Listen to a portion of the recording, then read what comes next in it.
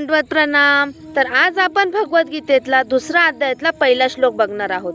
तुम्ही इतके कमजोर झाले आहात का की काय करावं हे सुचत नाही, मनात भीती, डोळ्यात अश्रू आणि योग्य मार्ग दिसत नाही। आजचा श्लोक आपल्याला ह्याच गोष्टींवरती शिकवणार आहे। तर चला तर व्हिडिओला सुरुवात करूया। संजय उवाच तथा कृपयाविष्टम अश्रुपूर्णाकुलेक्षणं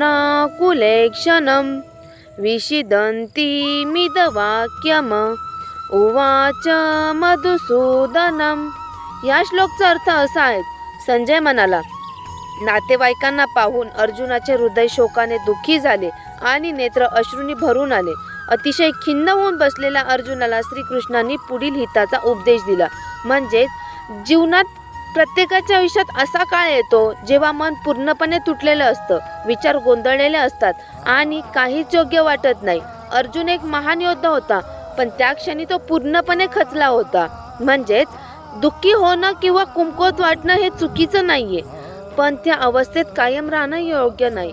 जेव्हा मन अंधारात अडकतं तेव्हा योग्य ज्ञानाचा प्रकाश अवश्य असतो। आजचा रिअल लाईफ एक्झाम्पल, समजा तुम्ही खूप मेहनत करून एखाद्या नोकरीचा अर्ज केला, पण तुम्हाला तिथून नकार मिळाला।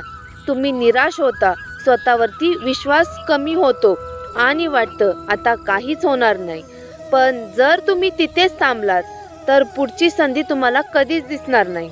आजचा पॉवरफुल मेसेज, भगवद्गीता आपल्याला असं सांगते, दुःख येणं स्वाभाविक आहे, पण दुःखाला शरण जाणं योग्य नाही। अंधार किती मोठा असो, पण योग्य विचार तुमचं पूर्ण आयुष्य बदलू शकतो।